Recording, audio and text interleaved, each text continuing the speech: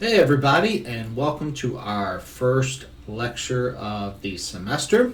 So, the point of these lectures is to not just kind of reiterate what you're already reading in the book, and just regurgitate that information because I don't think that'll be all that helpful and good use of your time. So, my hope is that these lectures will kind of supplement, reinforce those concepts, but maybe hearing me talk about them and maybe share some experiences around them throughout the semester will just be helpful for you to reinforce the concepts, but also to maybe put them in context or just understand them maybe in a different way. So you're getting the kind of the reading portion of the concepts. You're getting listening to me talk about them.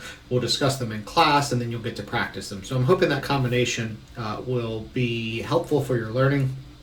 My goal is to keep these between 30 to 45 minutes.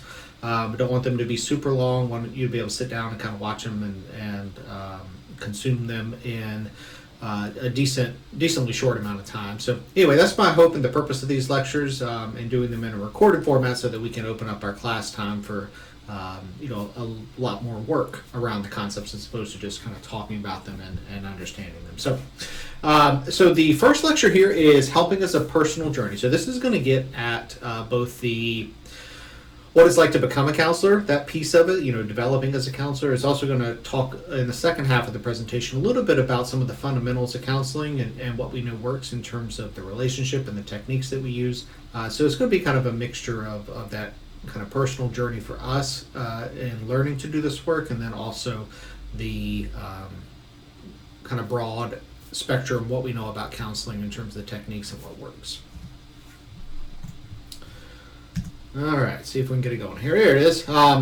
So this term, reflective practitioner, is something that we use to describe what we are aiming for us, meaning we want to be reflective practitioners. And so what that means is simply that we are practicing our work as counselors, in a very intentionally reflective manner. So we're thinking about the work that we're doing, we're thinking about our experiences and the way we're viewing things, we're thinking about who we are and how that influences the counseling process when we're interacting with someone.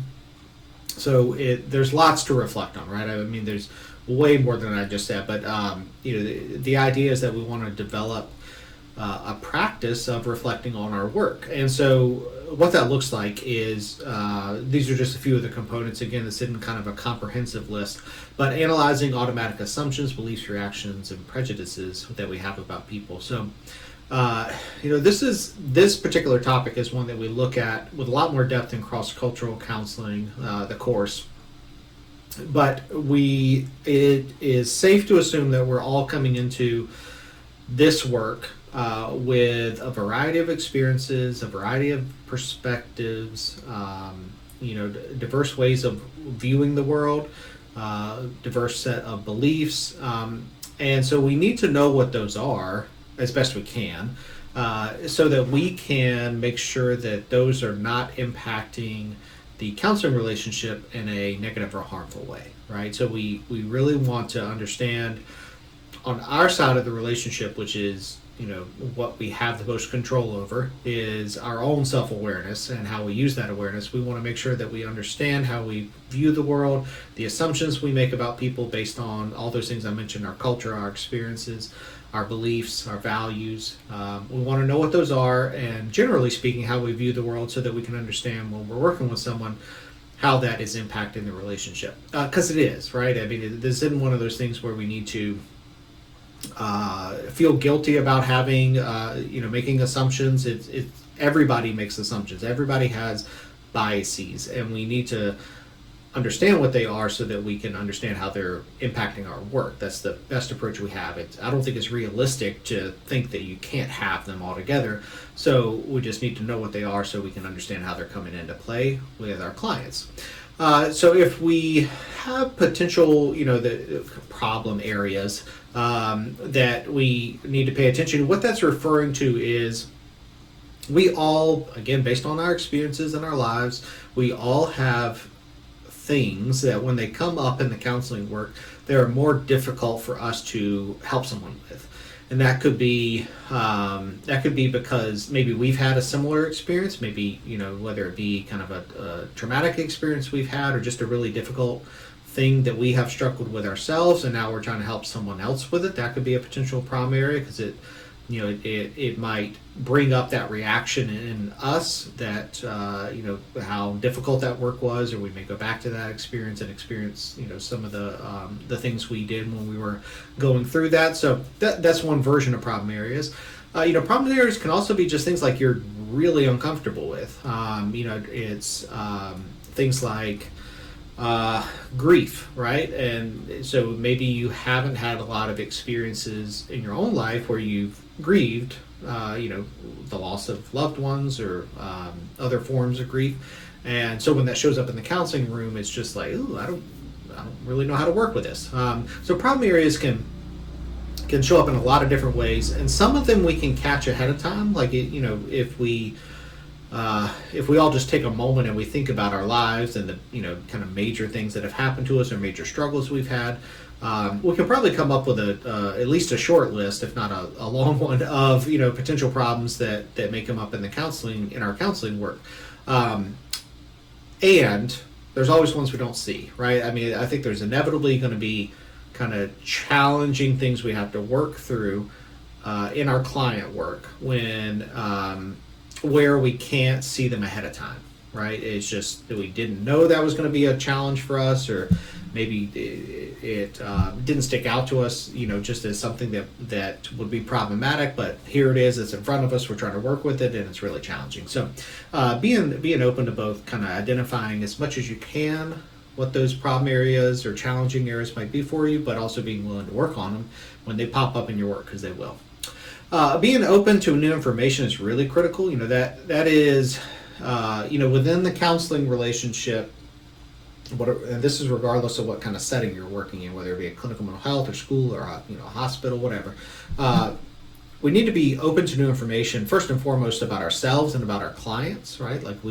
This is a profession where you are constantly going to be learning new things about yourself, because you're going to be interacting with new people, new situations, and that process just necessitates that you continue to learn about yourself, because you've never interacted with this person or these situations before. And obviously we need to be open to information about our clients. We want to, if you're working with someone, either whether it's a short amount of time or a long amount of time, there will be new information coming out in that relationship. And so being able to integrate that information into your understanding of a person so that it can be accurate, as accurate as it can be and up to date, is really critical. And then on a much broader level, we are constantly learning new things about the counseling field, about what works and what doesn't work, and how to work with particular populations in a helpful way, or presenting issues in a helpful way. So there is a need to just be open, right? Just be open to new information, whatever form it comes in. It doesn't mean you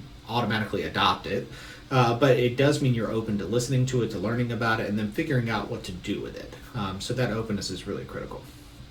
And then developing reflective practices is really helpful. And so we could call ourselves reflective, but we need to be able to kind of point to things that we do that facilitate reflection, right? And so we'll talk in the upcoming slide about what some of those methods are. And there they are. Obviously, again, this is not an all encompassing list here. This is just a few strategies to kind of give you an example of the types of things we could do to actively reflect on our work. Journaling, writing, drawing, any form of getting what's in your mind out onto paper or a screen can be helpful. And there's lots of formats for that, but the practice of getting your ideas out, we know, can be a helpful processing method for reflection on your work. So that being said, we always want to be thoughtful about journaling about our work, and that we're not talking about clients, right? That'll come up and when we talk about having a supportive group. It's very much the same thing as we want. Yes, it is great to have a journaling practice or a supportive group in our lives that we can use to help us work through stuff we are challenged by, or processing our work, but we're not talking about the work itself. There's kind of a clear distinction there that we're not journaling about clients. We are journaling about ourselves. And so if we're struggling in our work with a client, we may write about the struggle we are having, and we're not going to talk at all about the client, right? There's not going to be no identifying information in the journaling. There's going to be no client identifying information if we're talking to, a significant other or anything like that. It's really, the focus is on our process. It's that self-reflection. And so that's a really critical distinction to make here with reflective practices. There are some situations like supervision where you can very openly talk about a client and the struggles you're having. It's still going to be very reflective, but in that context, if it's a supervision relationship and the client knows you're getting supervision and that, you're going to be talking about client issues with your supervisor, then that's perfectly appropriate to talk about your clients in that context. But some of these other ones are not, not as helpful. Supervision I just mentioned. You'll have, obviously you're going to have designated supervision here in the program during your clinical experiences, and you will almost certainly have supervision directly after you graduate and in those first few years working. On the clinical side, you have to for licensure, and on the school side, you'll most likely have a designated supervisor in place as you begin the work, and it's just someone to bounce ideas off of, reflect with, talk about the work you're doing, and figure out how to do it better, more effectively, overcome challenges, all those kinds of things, and figure out what you're doing well. So I mentioned supportive group. Being a client can be helpful. I always think if you've never been in counseling and you have arrived in a counseling program, that's fine. I think it's helpful to go be a client, right? I think it's really difficult to understand how to do this work as a counselor if you've never sat on the other side of the relationship and experienced what counseling is like, experienced how difficult it is to be vulnerable with someone, how difficult it is to do the difficult work that people often do in counseling. And so, being a client can be helpful right now. That's more of a like, hey, you may want to do this if you haven't before. But it can also be a helpful kind of reflective practice when you're out there in the field working. It's being a client can actually enhance your counseling work in a lot of ways. So that's another strategy. Self-disclosing. Self-disclosure in this context is talking about, potentially self-disclosing to a client if you're struggling with something in the work, or maybe you're feeling kind of stalled in the work, or you feel like y'all have hit a barrier or something. It's not self-disclosure like about my life. Like, I'm not going to start talking about experiences in my life. I'm not going to be telling the client what I did over the weekend. This is not that kind of self-disclosure. This is, I'm going to share with you, I'm going to reflect with you on something I've been reflecting on in terms of our relationship and the work we're doing. So it's situated within the relationship. And then just finding other ways to process can be helpful, whatever that means for you. We also want to reflect on counselor-client differences. So this is kind of going back to the, maybe that second slide, or I think it was the first or second slide, where it was talking about needing to have an awareness of kind of our own beliefs, our own values, our own experiences, viewpoints, all those things. And having a good handle on those, and then also understanding those aspects and identities of our clients, and then just paying attention, being really intentional about how those are interacting with each other, and talking about it. And so again, we take a deep dive in this in cross-cultural class, but paying attention to things like culture, ethnicity, race, age, all of these different identities that we all have, and just being really aware of our own, because again, that's what we have the most control over in terms of entering into a relationship, is our own awareness. So these are just some examples here, but there's many of these. All right, so this work is hard. Becoming a counselor is difficult for a lot of reasons. This I don't know why this always pops into my head, but I think I compare this to like learning to be an engineer and how kind of mechanical and structured something like engineering can be. Not all of it, and a lot of it's really complicated, don't get me wrong, but there's a very kind of straightforward way of learning that and a way of operating. Whereas in our work, there's a lot of ambiguity, meaning people are messy, right? We're messy, clients are messy. You put us together, it's a hot mess. And so our job is to make some sense out of that, right? And so there's a lot of ambiguity in counseling work. It's not always clean cut. We can't always see the results. We don't always see them immediately. A lot of the outcomes of counseling are happening outside of the counseling relationship, right? I mean, they're happening out in the client's lives, and we don't get to we get self-reports on that. We're not actually getting to see the work. So, and there's not always a very clear answer about what we should do next. So there's a lot of risk taking. There's a lot of in the moment kind of experimentation. All that makes this really hard. Not that we don't have evidence-based methods and some structure to them. Don't get me wrong, but it's a difficult thing to learn how to do. Self-directed learning is key. I think that's a good life thing. Just to take responsibility for your learning. I think it's really critical. There's a shift, from undergraduate to graduate work where, as instructors, we are not going to be kind of overseeing your learning as heavily as undergrad might. We do give you assignments and readings and things like that, but it's your learning, right? I mean, it's we can't learn it for you, and so taking responsibility for that learning is really critical. And I think doing that now is helpful for that next phase of being a counselor, which is no more syllabi, right? I mean, there's not a syllabus, there's not a assigned textbook, there's not assigned assignment, so the rest of your learning is self-directed once you graduate. So I think it's important to get in that mindset while you're in grad school, because it'll carry over once you get out. Mentors can be very helpful. I think that's in general, but it definitely in our field. I know I've learned a tremendous amount from people I've worked with, mentors I've had and developed relationships with. And that's, I think mentorship, helpful, good mentorship is about the work we're doing. Like, it's specific to the counseling work. It can also be helpful just as a broader life thing, right? Like it's seeing how other people or a mentor are navigating, making decisions about their career and life and, how to balance things and all that kind of stuff. In our field, I think there's a lot of administrative things that we just don't have time to cover in a curriculum. So there's a lot of administrative, structural things that happen, whether you're in a school or a clinical setting, and mentors can be really helpful in terms of learning some of that along the way. So, identifying a mentor, if you come across one, can be really helpful. Sometimes that's like a supervisor, and sometimes it's someone else.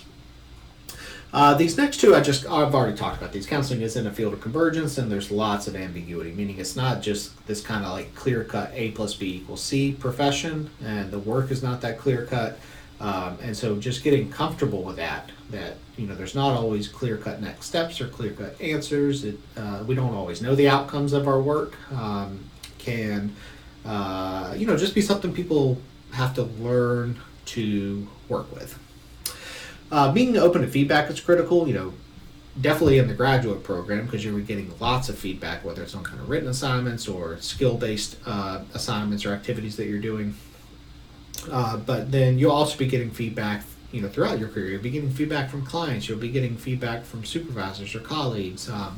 And so being open to that is really critical. I always think about feedback as a gift, right? As long as it's coming and given, it's coming from a good place of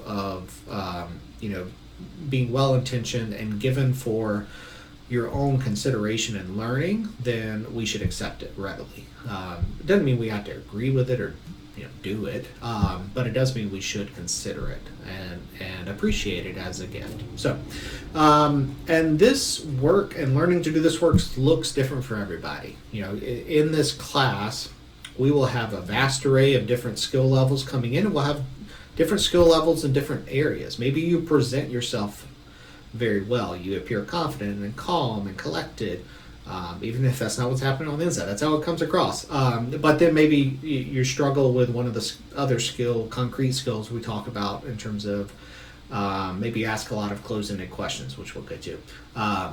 And so, what I'm trying to illustrate is people are going to be vastly different in their skill sets across the board, and you're also going to develop at different paces. Some people pick up on things quickly. Some people don't pick up on things as quickly, and it's all okay, right? There's no competition in the program unless it is self-imposed. We're not ranking you all according to anything, so it really is an openness to recognizing where you're at, where other people are at, and that everybody is okay where they're at.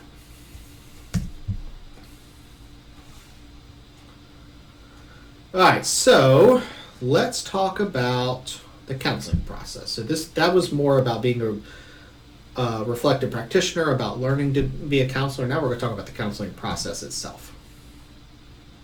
All right, so ethical guidelines. I'm going to run through these quickly. We have an entire class on ethical guidelines, on legal guidelines.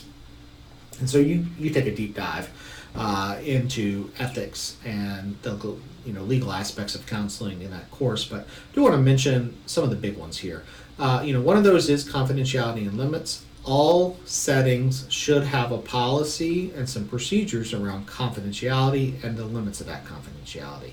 So I think when you begin either a clinical placement or a job, after graduation, I think this is one of those elements that's really critical to examine is, what is considered confidential information with a client, who can you talk with clients about, and all those kinds of things is really critical. Generally speaking, the limits of confidentiality kind of across settings are related to safety issues, right? So if a client is going to harm themselves or someone else and they disclose that to you, that is generally information that you can break confidentiality to disclose to someone else, because it's keeping the client or other people safe is always number one priority. It's above everything else.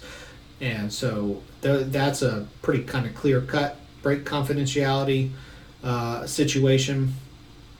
And then there was abuse and neglect, right? So a vulnerable population. So if you're talking about kids or older adults and there's any kind of abuse and neglect being reported by the client, that's also, again, it's a safety thing, right? It's making sure you're able to keep other people safe. So again, you'll take a really deep dive into ethics and confidentiality in that in our legal and ethical course, but that's just a quick dive into confidentiality.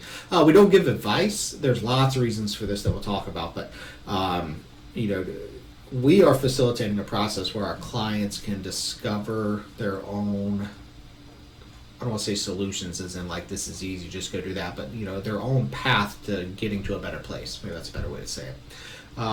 And so what we're not doing, even though it can come from a very well-intentioned place of wanting to help people, they may tell us what they're going through and we are like, oh, well, here's what you need to try to go do, right? And so we might give advice from that place. Even though it's well-intentioned, it's not that helpful just in the broad scheme of helping a client develop a way of autonomously working through their own challenges to find their own solutions. So we'll talk about advice later in the semester and how to avoid doing it. But just know that, as a starting point for this course, don't give advice. When we're practicing in class, just make it a blanket, easy. You don't even have to think about it because you're not going to do it.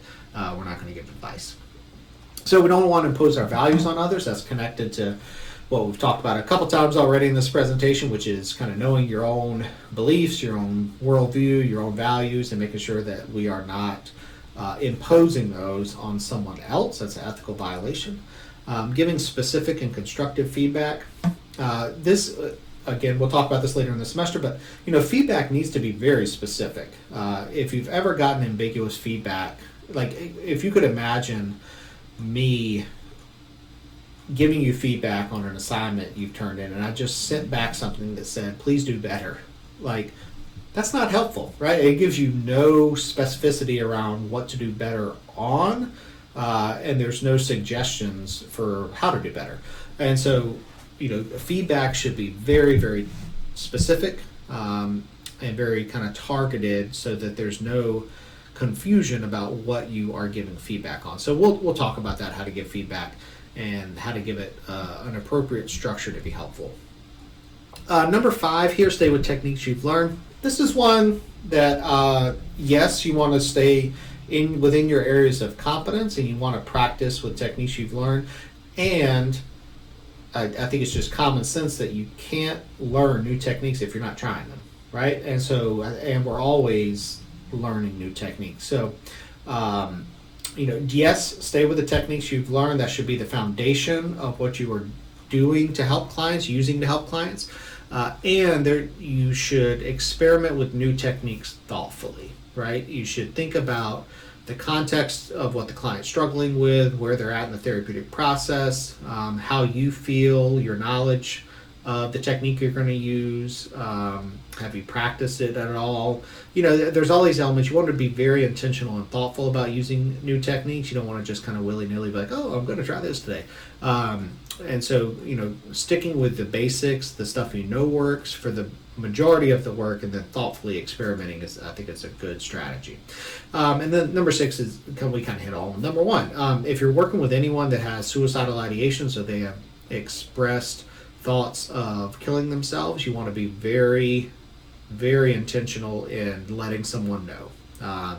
And that's, suicidal thoughts, that's intent to harm themselves or others, any of those safety issues, but definitely while you're in the program. And I would say definitely when you're out practicing, especially initially, have some very clear processes in place for, this is who I go to when this comes up. Here's how I contact them. If they're not available, this is the other person I need to contact. And that's for a few reasons. That's, it can be helpful just to process things and to have a kind of an objective person hear what's going on and be able to give feedback on it. And so there's that kind of clinical piece of, let's get this person's in a tough place, the client's in a tough place. Let's get a second opinion on the best step forward to keep the client safe.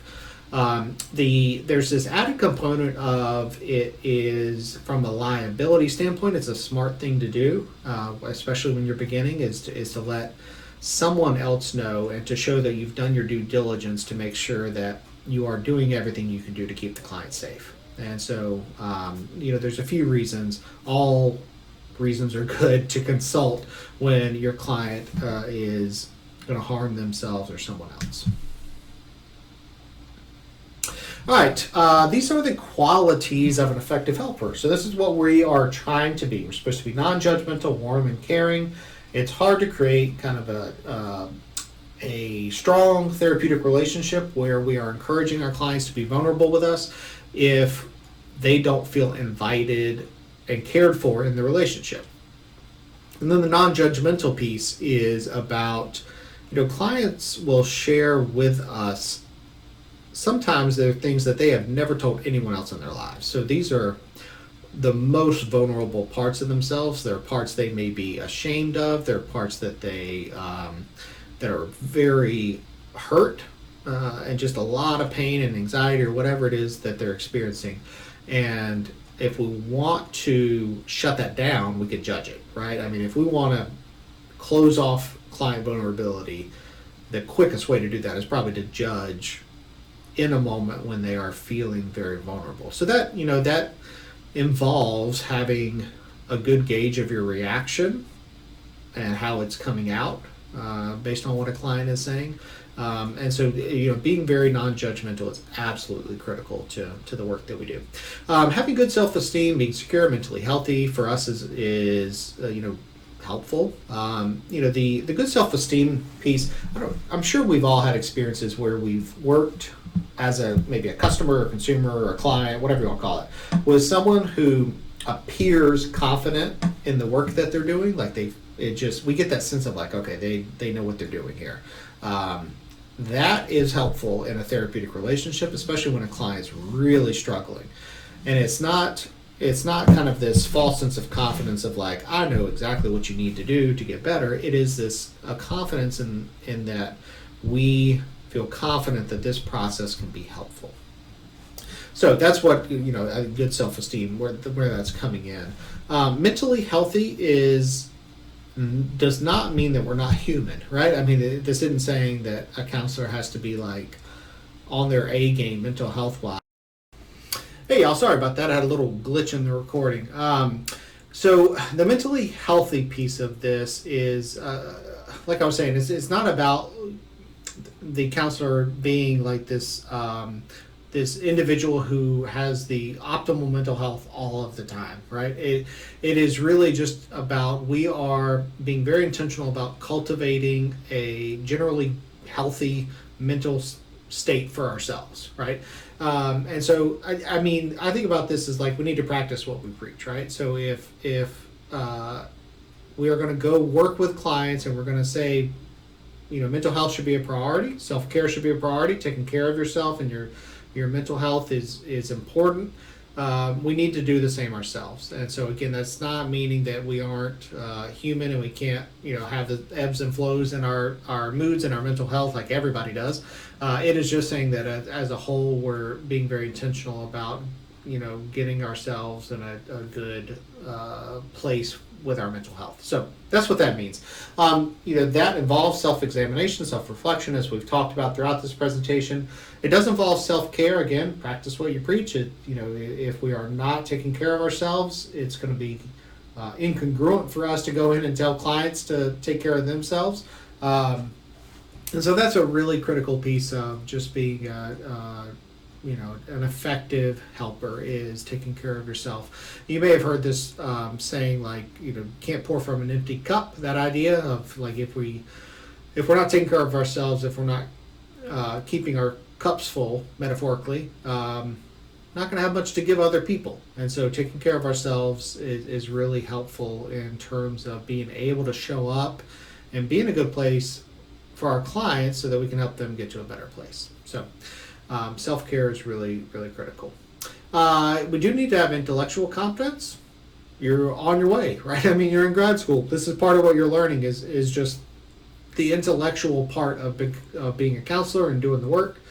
I don't care how competent you are intellectually, it doesn't mean you're going to have every answer for every situation. And so that's where creativity and flexibility come in.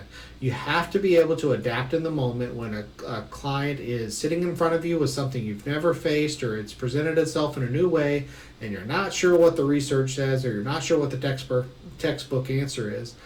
You have to be able to creatively intervene, right, to come up with something to do next that might be helpful between you and the client. So that's hard to do on a continuous basis, but it's necessary. It really is. And if you enjoy that aspect of the work, it can actually be a lot of fun to say, like, this is an interesting challenge. I don't know what in the world to do here.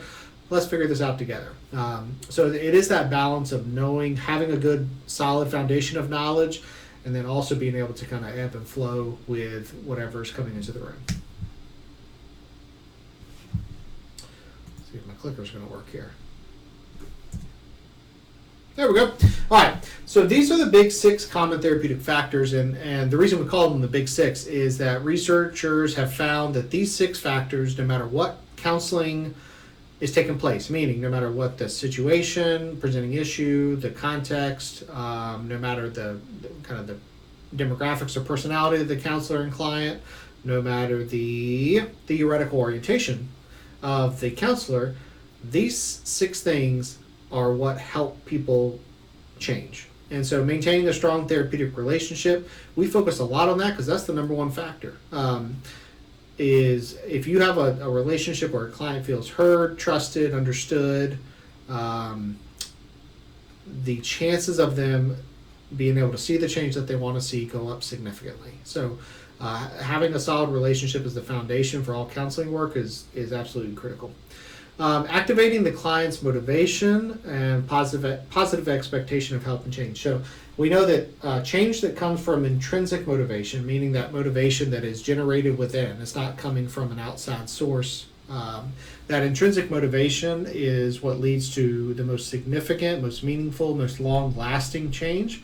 And that is what we are trying to activate and harness in the counseling process. And we'll talk about how to do that. But just know that that is what we're trying to do. That's another reason we don't give advice, right? Because we're not really activating or harnessing any kind of motivation there. We're just giving them a solution. And so activating client motivation is really critical. The positive expectation of help and change. This is instilling hope, which is absolutely something we should be doing with all our clients. Instilling hope that things can get better. It's not making false promises. It's not saying, oh yeah, you're not going to be depressed in 2 months. It's not doing that, because then we're setting clients up for disappointment, and just don't do that, right? Don't make false promises. But what this is saying that we do believe that if the client is engaged in the work, is willing to do the work, and the relationship is set up right, things can get better. I mean, that's the kind of installation of hope we're trying to give.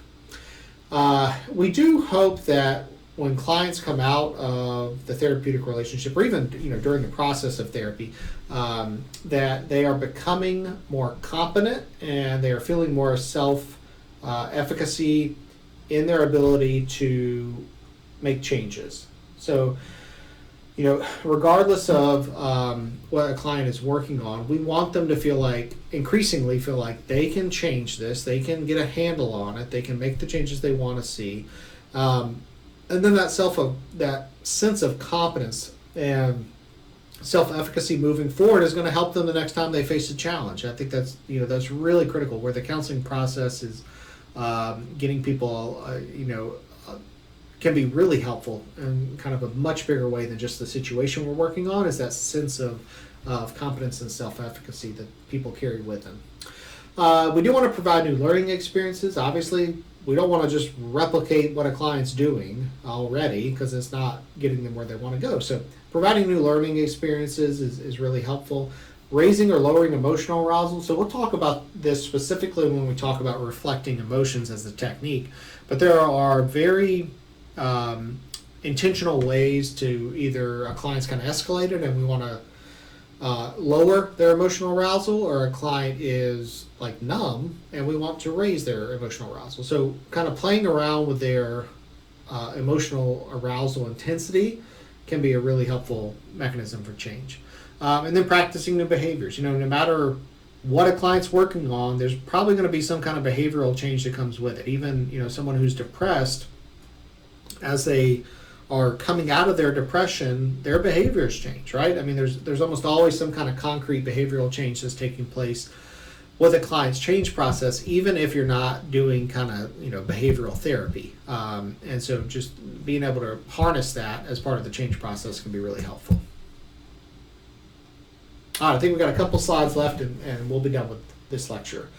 So these are the skill building blocks. This is basically the progression of the course. So we're going to start with nonverbal and opening skills. That's just simply about how do we present ourselves to clients, how do we communicate nonverbally, how do clients communicate nonverbally, how do we open up a relationship and invite the client to begin the work and to share parts of themselves with us. That's what nonverbal and opening skills are about. Reflecting skills are exactly what they sound like. How do we facilitate a depth of reflection so a client is becoming more self-aware throughout the counseling process? Advanced reflecting skills do the same thing, just in kind of an advanced way. We're kind of adding on to the basic reflection skills. Challenging skills, challenge a client. We know that counseling relationships are most effective when there is a balance of challenge and support, and so knowing how to challenge, when to challenge, how to balance that with support is really critical. All counseling work should be goal directed, so we are going to help a client set some goals, and there should be kind of a clear path, and maybe not path is not the right word, a clear purpose to the counseling process. That's what the word I'm looking for. Like, what are we working on here? And then change techniques these are kind of universal change techniques. So regardless of what setting or the presenting issue you're working on, this is kind of like the common factors, but these are kind of the common change techniques. So what mechanisms are we seeing change in just about any counseling work? So we'll talk about those. All right, and this is the final slide. So the therapeutic process. So all therapeutic processes go through this cycle. It's a cyclical process, meaning assessment is about information. So we're getting to know the client, getting to know their presenting issue, getting to know their experiences. Based off of that information, we're setting some kind of goal that's constructed with the client. So we go from info to goals based off of the info. Based off of those goals, we are intervening. So we're developing some kind of intervention to help the client get from where they are to where they want to be. And then when we are doing the intervention, we are evaluating. Is it working? Is it taking us in the right direction? Is it having the effect we thought it might have when we kind of design the intervention? And then based off that evaluation, we decide, do we need to get some more info, right? Do we need to go back to the assessment process and get to the next piece of the work? So, and it's all centered around the relationship. That's why the relationship is in the middle. But the idea here is that this happens at a macro level. Like you could look at a counseling relationship from the inception to the termination of the relationship, and see this process play out kind of over a long period of time. You could also see this play out like multiple times in a session on an ongoing basis. Because I mean, essentially what we're doing is, we're looking at and listening to what a client is saying right in front of us. So that's the data we're taking in. We are immediately on a very micro level, we're forming some kind of goal, like here's what I think I need to do with this. There's my goal. I want to do this next. And then I develop an intervention based off of that goal. So I'm going to say this to a client, and then we see what they do. We see how they react to it. And then we get some more information. And so, this process that you're looking at here on this slide is like, it can represent on a macro level what happens in a counseling relationship. It can also represent like what is constantly happening on a continuous basis with a client, which I think is kind of cool to think about, and can help us understand how the counseling process is unfolding. All right, y'all, that's it. That is the journey of counseling or becoming a counselor. So I hope that was helpful to kind of hear about the concepts we're covering this week, in addition to the reading, and I look forward to getting into class with you and doing some activities around these. Y'all take care.